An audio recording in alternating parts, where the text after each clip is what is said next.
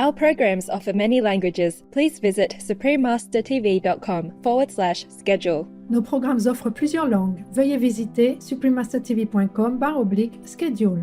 Nuestros programas ofrecen varios idiomas. Visiten suprememastertv.com/schedule. I nostri programmi sono offerti in multilingue. Consultate suprememastertv.com/schedule. So if in time of desperation, they should know there is God, there's angels, there's Buddha, for their peace of mind. Yes. Research have found that people who believe in God, who pray and all that, has more calmness and peace during time of emergency or in trouble, in sorrow time. They're more composed, more at ease. Please keep watching to find out more.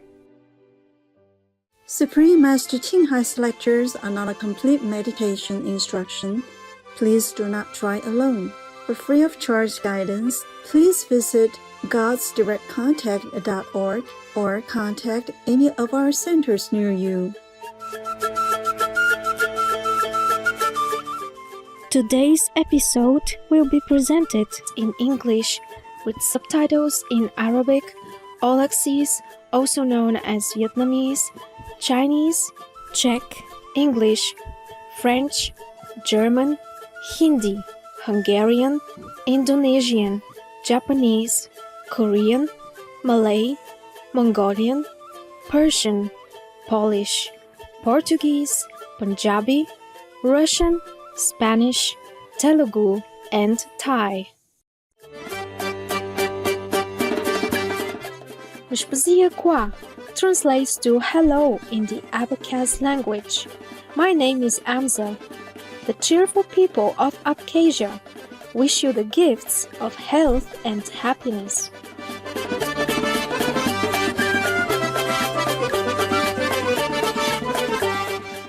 Abkhazia is situated in the northwestern corner of Georgia, with the Black Sea to the southwest and the Caucasus Mountains and Russia to the northeast.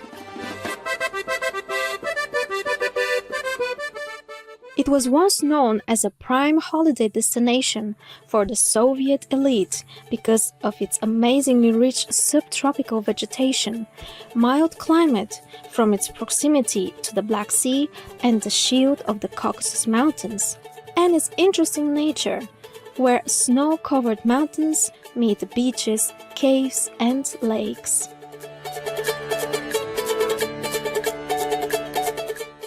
Abkhazia is geographically diverse, with lowlands stretching to the extremely mountainous north.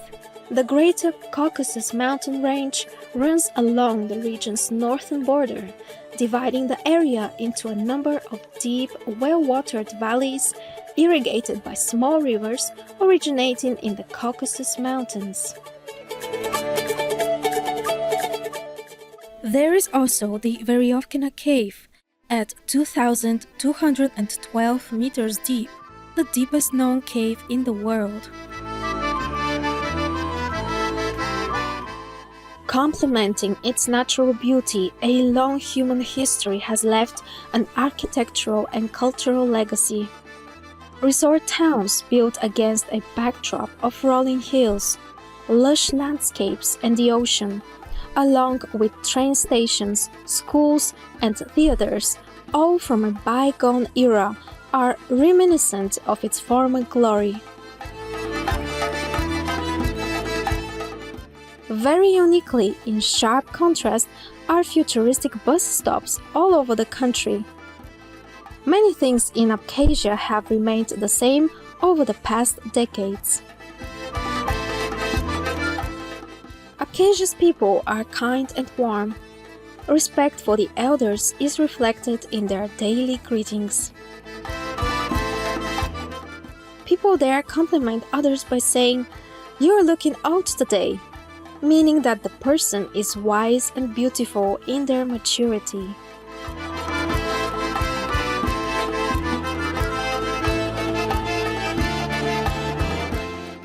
It is an honor to share a glimpse of exciting Abkhazia with you, loving viewers. We pray that your days blossom with joy and blessings.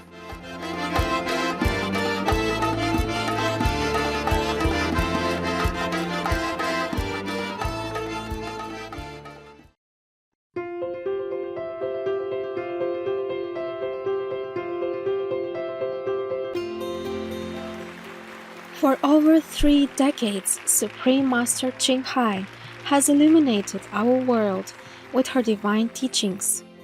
A fully enlightened master, she imparts the Kuan Yin method of meditation to those desiring to immediately discover the God nature within and to achieve in one lifetime eternal liberation from the cycle of transmigration.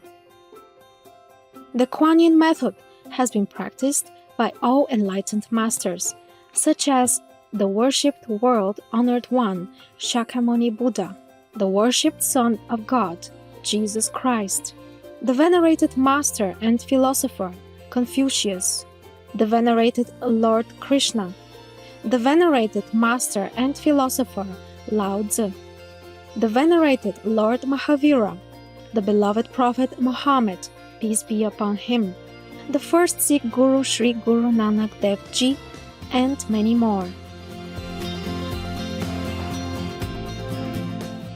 Supreme Master Chng emphasizes that if we always remember God, render selfless service to others, and follow the laws of the universe, we will reach our highest potential as humans and truly understand our purpose on earth.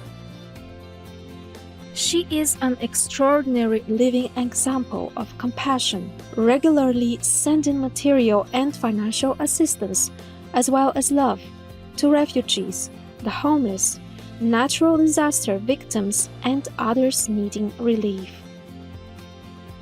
Supreme Master Chng is deeply grateful to the beloved God for all the financial help, comfort, and support to the afflicted and needy, and or any good cause over the years, as a humble vessel for His compassion and love toward His precious children.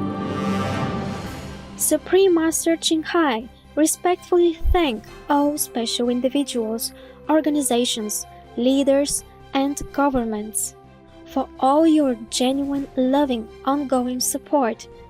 May Heaven bless you forevermore.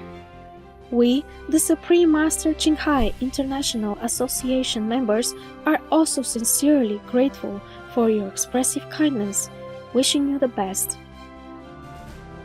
Supreme Master Chng receives love and recognition from various organizations, media, governments, and individuals, as well as many awards from them, such as the 2006 Gusi Peace Prize, considered the Nobel Peace Prize of the East, the World Spiritual Leadership Award in 1994, the Mahavir Award in 2008, February 22nd and October 25th, both proclaimed as the Supreme Master Chng Day, an honorary citizen of the United States, etc., and has been honored throughout the years with numerous other awards and accolades for her outstanding philanthropic and humanitarian deeds.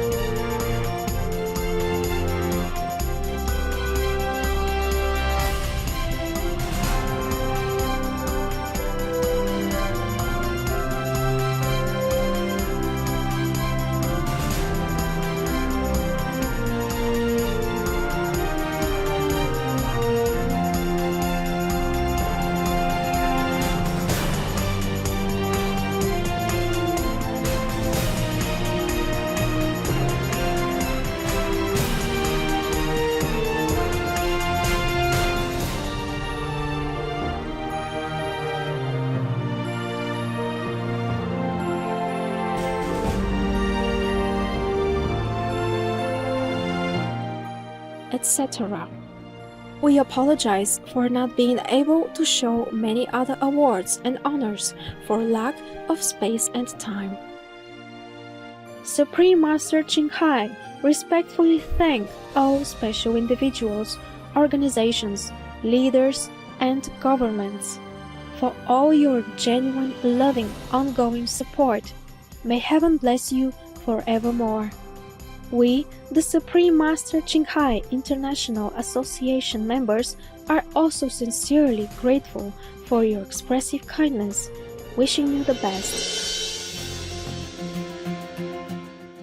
A true voice for our beautiful animal friends, Supreme Master Chng promotes the peaceful and loving plant-based diet and envisions, with humanity's awakening to the sacredness of all life, a tranquil and glorious all-vegan world, where animals and people live in blissful harmony.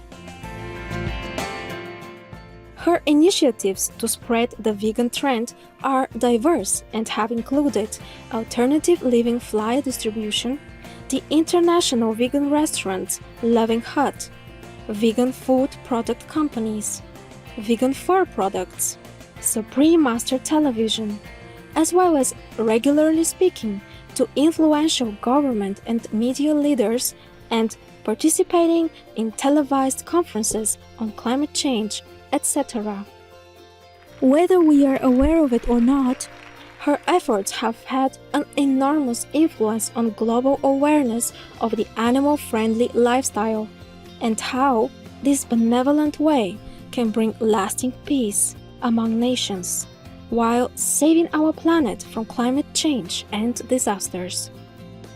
Over the years, Supreme Master Chng has traveled worldwide, from the Americas to Africa, from Europe to Oceania, and held hundreds of discourses with the public and her disciples on a variety of spiritual topics.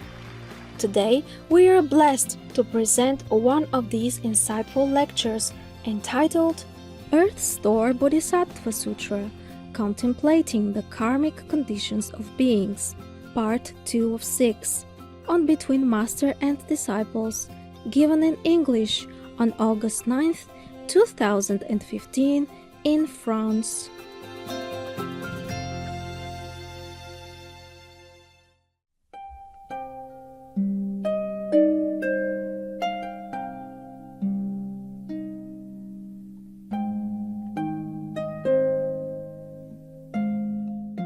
This is a second sin. Beings who shed the Buddha's blood slander the triple jewel, Buddha Sangha teaching, and do not venerate sutras, meaning do not venerate the teaching of the Buddha, which is in written word, will fall into the uninterrupted hell, where for billions of aeons they will seek escape in vain. Same.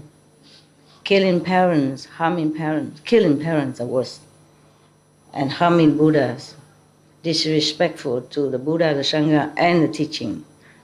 Same stuff. Slander, slandering the Buddha or the Sangha or the teaching.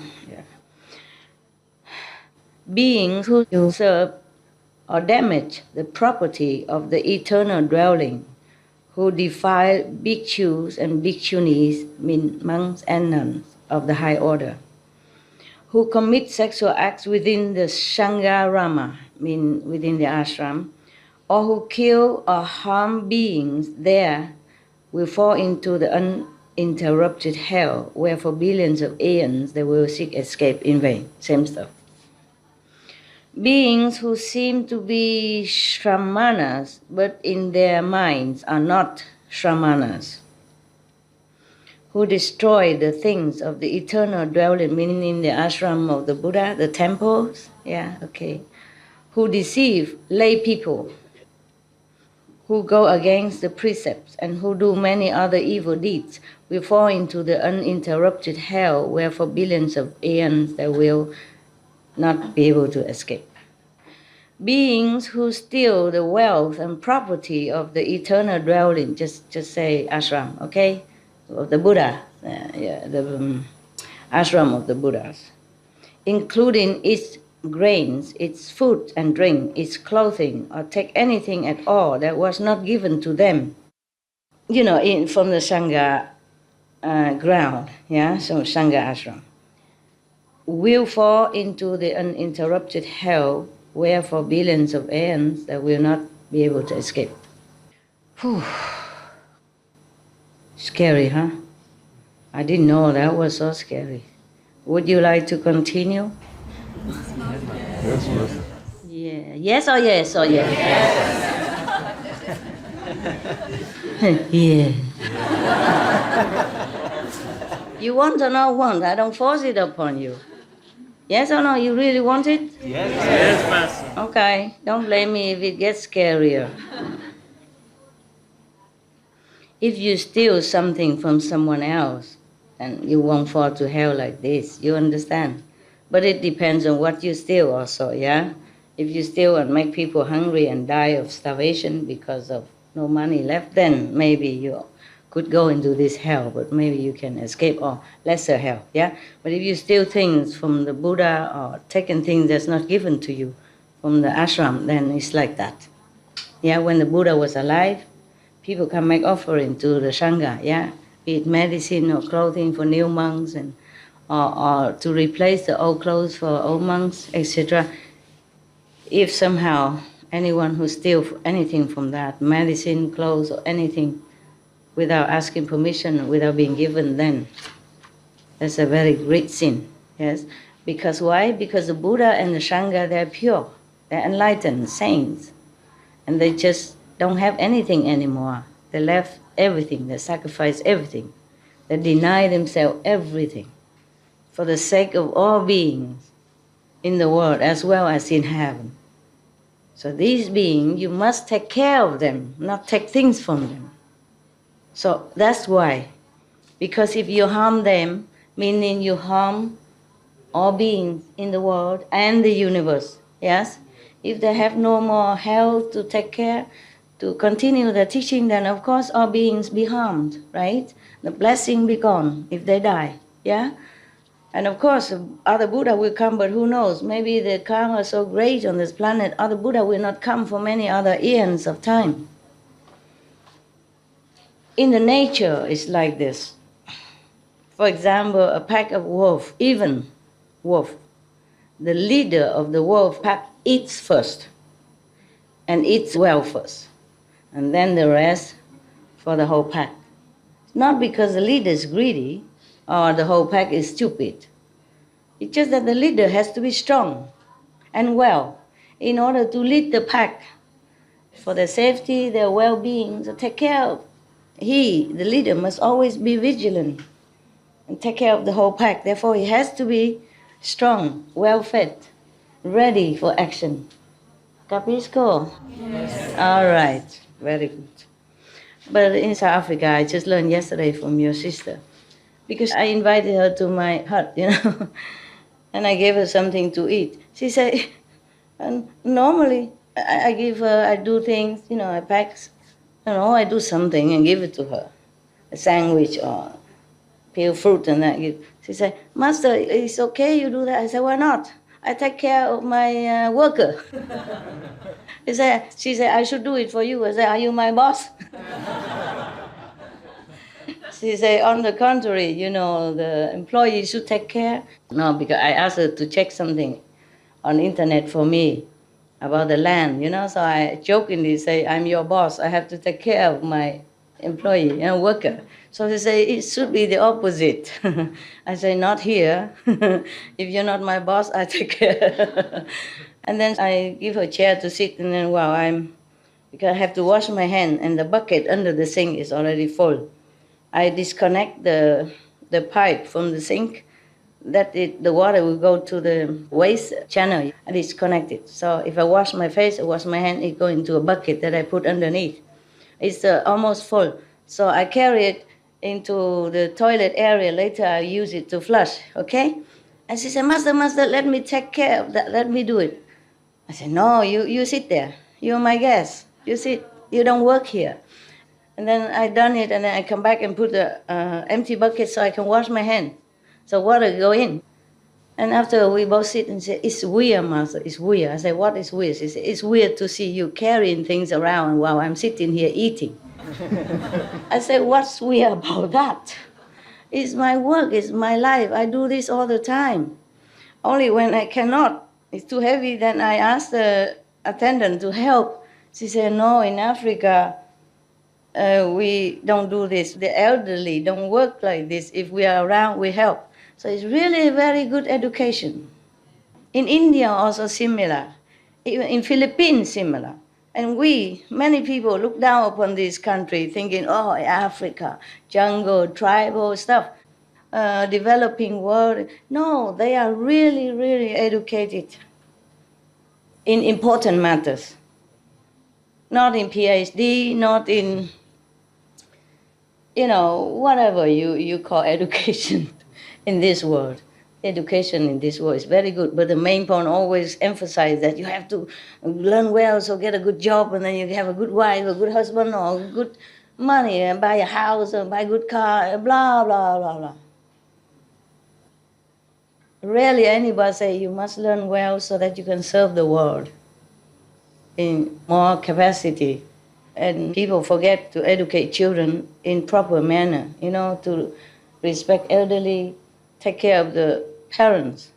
Now their parents just a little bit old and then throw them in the old home. Visit once a month or maybe once every Christmas. And blah, blah, blah, blah, talking about goodness and all that. This is not right. This is not right.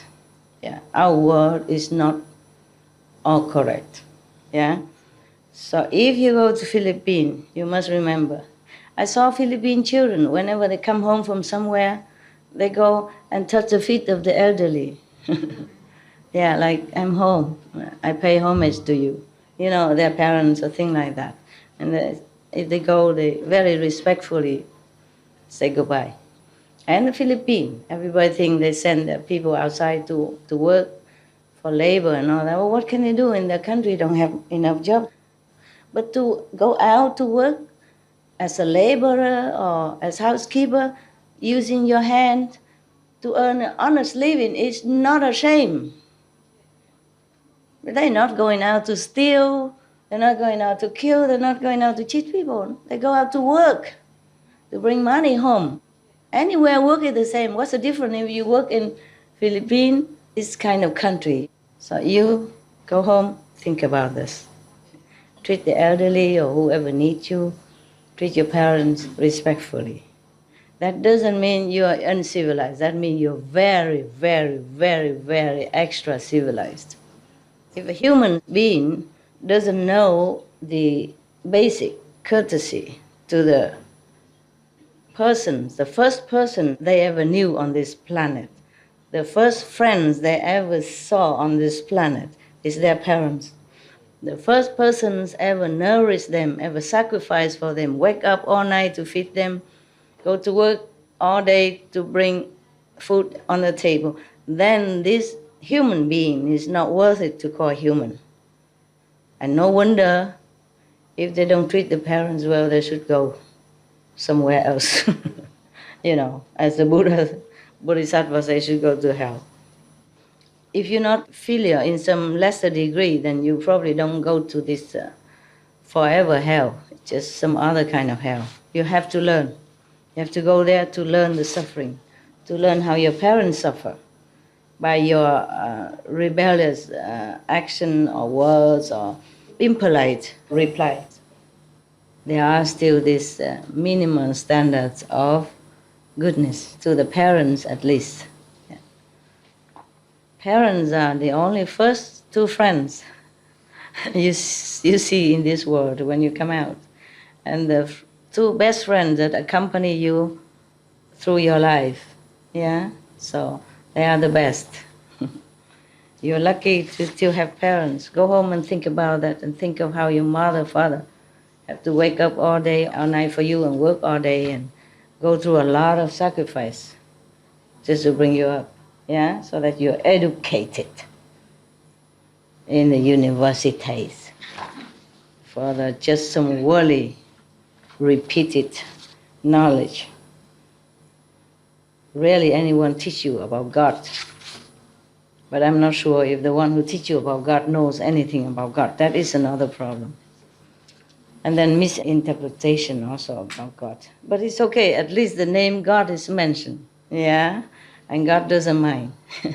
As long as you remember somebody called God, and then in the time of trouble, or they pray every day before they sleep, then it's also some goodness in it and some protection for them. But many families don't teach children this way. So when they have trouble or everything, they don't know where to turn to. The parents are not always there 24 hours. Nowadays, they're both working. So if in time of desperation, they should know there is God, there's angels, there's Buddha, for their peace of mind. Yes. Research have found that people who believe in God, who pray and all that, has more calmness and peace during time of emergency or in trouble, in sorrow time. They're more composed, more at ease. Earth-Thor Bodhisattva continue. Worthy Mother, beings who commit such offenses will fall into the fivefold uninterrupted hell, where they will constantly seek for temporary relief from their sufferings, but will never receive even a moment's respite, not even a moment of rest. Lady Maya further asked Earth-Thor Bodhisattva, why is that hell called uninterrupted? The Earth-Thor Bodhisattva replied, Worthy Mother, the hells are all within the great iron ring mountain. The 18 great hells and the 500 subsequent ones each have their own names. There are hundreds of thousands more that also have their own names. The uninterrupted hell is found within a city of hells that encompasses more than 80,000 square miles. That city is made entirely of iron, metal. 10,000 miles above the city is an unbroken mass of fire. Within the city are many interconnected hells, each with a different name. There is just one hell called uninterrupted. The wall of that hell is 1,000 miles high. Can you imagine? And we think the Everest is high already. Totally made of iron and covered with a fire burning downward that is joined by a fire burning upward. Nowhere you can go. Incredible. Please rethink about how we react in this world. I read some of this before I went to the Himalaya also. I have one at home before. But I don't remember all this, okay? Yes. For example, if I read about hell, I just say, okay, all of this about hell, so I read the next page and etc. And then I didn't have always much time. At night, when I have time, I read all this. I read other sutra, the Lotus, the Medicine, the Amitabha, and this one. But don't always remember all of the detail. Yeah. So it's good for me to reread that again also. It's very interesting for me. No one, even the Buddha, will be able to know all this hell except the Bodhisattva Earth-Thor. I must tell you that. You know why? Because the Buddha don't always go to hell. He doesn't need to. He will ask someone else go for him. Or even if he go, he don't know all the detail. He don't go all over the hell because he has all the work to do on earth and heaven. So Bodhisattva Earth-Thor, he or she specialize in saving beings from hell. Whoever have just a little tiny grain of merit left, he would try to find excuse to rescue that beings. Imagine he just went to hell once to look for his mother, just because he has such a power to contemplate on that Buddha name for one day, one night first. And then we go there. Of course, he's still thinking of that Buddha. Therefore, Just that merit saved all the beings from hell that time. No matter how many beings go into whatever hell, it's never full. It's not like a prison, say, okay, we have no more space. No matter how. Just like heaven, no matter how many people go into one level of heaven, it's never filled. Jesus said, in my Father's house there are many mansions, but not just many mansions, limitless mansions. So don't worry that the Master initiates so many beings, how can they all go to heaven? You all go to heaven. Thank you, Master. Welcome. Welcome.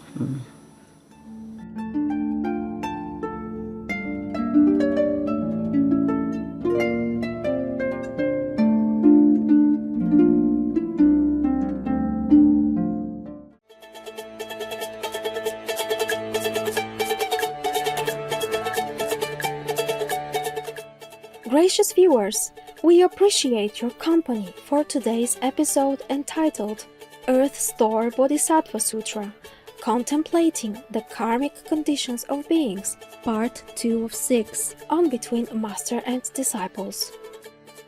Coming up next is The Reappearance of the Christ by Alice Bailey, selection from Christ's Unique Occasion, Part 1 of 2, on Words of Wisdom, right after Noteworthy News.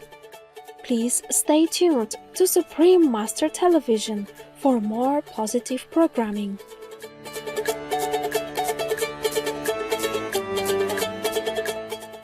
May Heaven bless you and guide you to the path of spiritual truth. Our programs offer many languages. Please visit suprememastertv.com/schedule and suprememastertv.com/BMD.